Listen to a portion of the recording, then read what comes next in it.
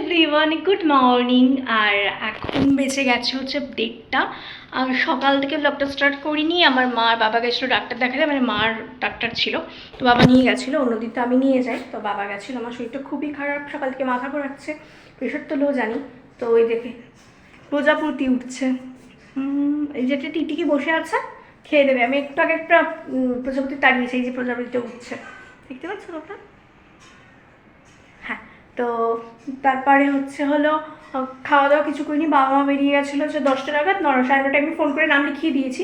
আর তারপর থেকে আমি শুয়ে রয়েছি, শুয়ে শুয়ে কাটিয়েছি। শরীর এত খারাপ, খেতেও ইচ্ছা করেনি। তো আগের দিনের ঘুগনি ছিল, তো মানে রোববারের ঘুগনিটা ছিল, তো সেইটাই আজকে বুধবার ফ্রিজে রেখে দিয়েছিল। তো সেটাই মা আজকে মুড়ি দিয়ে সকালবেলা আমি মা বাবা খেলাম। তো এই হচ্ছে খাওয়া দাওয়া।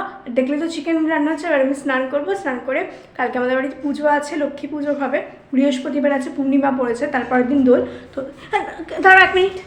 মা করছে চিকেন, এই যে ডাক্তার দেখিয়ে এলো, এখন চিকেন রান্না করছে। আর এটা কি করছো? আচ্ছা, এটা কি বরবটি উচ্ছে দিয়ে চচ্চড়ি। এই যে চিকেন আমি একটু নেড়ে দিই।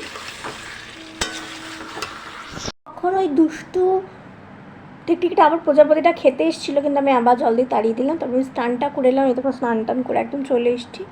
আর মুখে একটু অ্যালোভেরা জেল দিলাম, ভেসলিন দিলাম।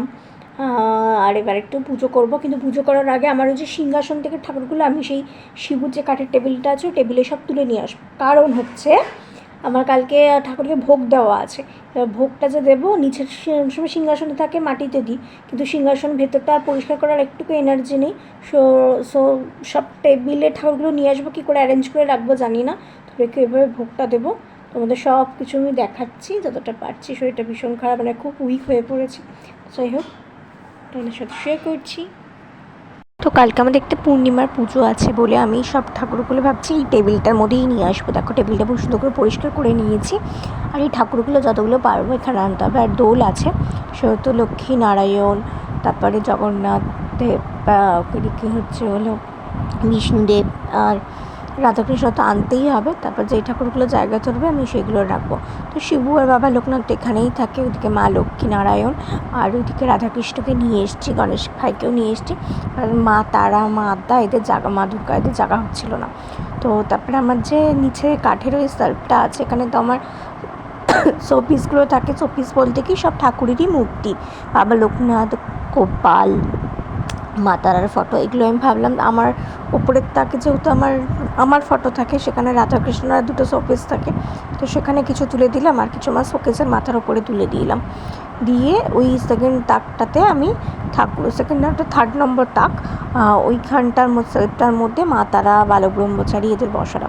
আর শ্রীগুরু আর মা সরস্বতীকে টেবিলে বসানো ট্রাই করছিলাম, কিন্তু ওইদিকে টেবিলে বসালে আমার এদিকে লক্ষ্মী গণেশের যে ফটোটা আছে সেটা ঢেকে যাচ্ছে। তো ঠিক আছে, এর আগে তো অনেক গণেশ পুজো টুজো, তো সব পুজোতে তো মানে যেই ঠাকুরের পার্টিকুলার পুজো করতাম সেই ঠাকুরকে সামনে এনে বসাতাম, আর বাকি তো সিংহাসনের ওখানেই থাকতো, সবাই ওখান থেকে মানে খাওয়া দাওয়া করতো। কিন্তু এবার আমি কি করে আনবো, খুব প্রবলেম হয়ে যাচ্ছিলো। 3-4 জন ঠাকুরকে আনবো, কয়েকটা ঠাকুরের জন্য, তো মোটামুটি যতগুলো পেরেছি সবই নিয়ে এসছি। আর দেখো, তারপর ফল দিয়ে পুজো দিয়ে দিলাম। আর তারপর চিকেন ভাতকে একটা সুন্দর করে সানডে সাসপেন্স চালিয়ে শুনছিলাম।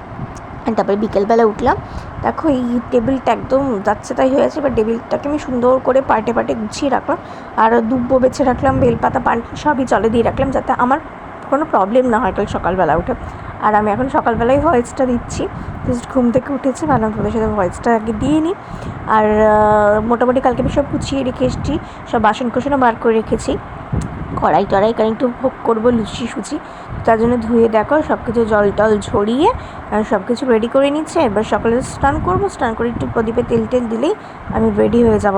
তো দেখো এই যে যেটার মধ্যে আমি শিবরাত্রিতে ধূপ ধুনো দিয়েছিলাম, ওই প্লেটটা আমাদের সব কিছু পেতে নিই। আর শরীরটা খুব দুর্বল, তো ক্লান্ত হয়ে যাচ্ছে, একটু কাজ করছে আর ক্লান্ত হয়ে গেছে। আর আজকে পূর্ণিমাতে তো একটুখানি ধুনো তো জ্বালতেই হবে বাড়িতে, পঞ্চপ্রদীপ। তো দুব্বো টুব্বো বেছে রাখছি, যতটা পারছি কাজে গিয়ে রাখছি। কালকে আমাদের সারাদিনই বলতে গেলে লুচি খাওয়া হবে, কালকে মানে হচ্ছে বৃহস্পতিবার সারাদিন আমি রেস্ট করবো। আর পারছি না, শরীরটা খুব খারাপ লাগছে। তো আজকে এই ভিডিওটাকে এইটুকুই। কালকে তোমাদের কী করে পুজো করছি, কী খাওয়া দাওয়া সব কিছু শেয়ার করবো। ভিডিও ভালো লাগলে লাইক করো, কমেন্ট করো, শেয়ার করো, চ্যানেলটা সাবস্ক্রাইব করো। যারা ফেসবুক আর ইনস্টাগ্রাম থেকে দেখছো তারা আমাকে অবশ্যই ফলো করো। ভালো থেকো, সুস্থ থেকো। দেখা হচ্ছে নেক্সট একটা ব্লগে। আজকের মতন টাটা।